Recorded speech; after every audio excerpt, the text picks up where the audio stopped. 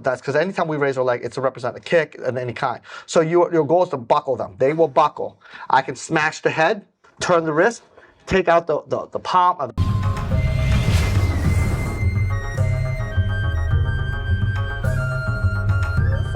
Hey, Richard, good to see you on.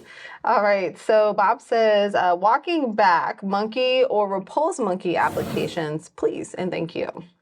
All right, there's several applications for, like in any forms, they have several applications for techniques, okay? So repulse monkey is generally someone who wants to come in and you can connect to their arms. So a lot of times if someone's punching, I'm coming up, so you know, like in your form where you do this and then like this. This is basically you connecting someone's arm here. So if someone's punching me, like, CG Jamie, I need you to come. I can't do this. Sure, absolutely. So repulse monkey is generally when someone's punching you, you are connecting this way like this. The key is to make sure that the bridge is up. Rotate the wrist. Your leg comes up. You want to kick, and if you're going to follow the format, it's here, and then you can bring down their elbow. So that's the movement where it goes like this. So in the form where you're going like this, here, and you're going like this, and then you do this. Okay, that's the formation of repulse monkey. If you're following the formation of that movement and you want to see how it follows through, it's when they're punching, you're doing this, like this, here. Now, in the form, we don't kick. I kick. I use it as that's because anytime we raise our leg, it's to represent a kick of any kind. So your goal is to buckle them. They will buckle. I can smash the head, turn the wrist, take out the palm of the arm with my palm and create a hyperextension. When they fall this way, my arm will come up and hit them in the head this way at the same time. That's like the whole entire application of the form. Now, would that work in real life? Yes and no. It just depends on who attacks and if you are getting that energy the way it is. Now, people throw jabs, that wouldn't work, okay? Techniques have to follow a certain type of energy for it to work. Like you couldn't do like a spinning elbow break on a jab. It just doesn't work. You can weapon strike it, but you couldn't do it, okay? So this is required of somebody committing a punch who wants to come in on you, like put all the way, then you can. Then you can do that. So it requires them to put that pressure on you. If they're doing a quick jab, no, it won't work. It just doesn't fit. It's like using a shotgun at a mile away. Doesn't mean the shotgun's ineffective. It's just ineffective in that situation. A shotgun's great at close quarter. A sniper gun's not good at close quarter range, but it's good from long range, right? That's why we have different weapons for different purposes. Techniques have serve the same purpose.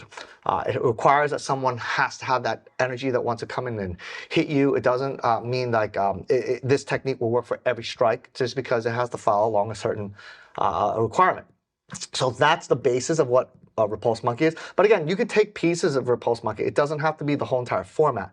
The goal of any form that you do is to create the proper energy. So when she's punching me, I could be like this, and I could be here. She's punching me. So now I can use techniques and use my hands, like in this type of technique. When I do this in repulse monkey, it's so if she's punching me, I could go like this, and again, hyperextend the elbow. This is this part of the form.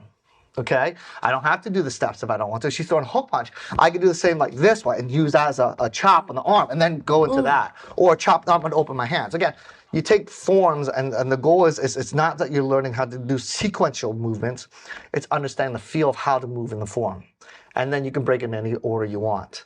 It's like learning how to dance. You know, you might learn basic, turn your hips, take a step. But ultimately, when you feel music, it's your music and your dance that you're doing it to. You follow the beat, the principles, but you move how you want. As long as you follow the principles, you're good. Same thing. This is learning forms is all about understanding how to create proper energy, how to create proper structure, proper control. That's really what you're learning forms for. To put that down to muscle memory, so you get it, so it happens naturally. So let's say she punches me and I do it wrong, and I'm like, see, my arm goes up. That's me practicing my form like this. Obviously, that would be bad. The form is to teach you how to keep your shoulders down, get the base, get the arm. So when she's punching, put that weight in there. It doesn't make me go backwards. You see how she kind of went off? Yeah. My hand's right there in her face. Again, this is proper structure. This is just teach me how to create proper energy control. Okay, and that's what really forms are for. But you can mix it in any way you want as long as you follow the principles. Same things like 5 + 5, 7 is 3, 8 and 2, 9 and 1. They all equal 10 in the end. You can go about it differently. You can do 20 divided by 2. It just doesn't matter. As long as you follow the principles to make it work, it sounds good, then you're good. why you have all these different houses, built differently, different designs, because of different art, but they all follow the same principle. Must go down to the foundation and support all the weight on top. So I hope that helped. I hope that helps indeed.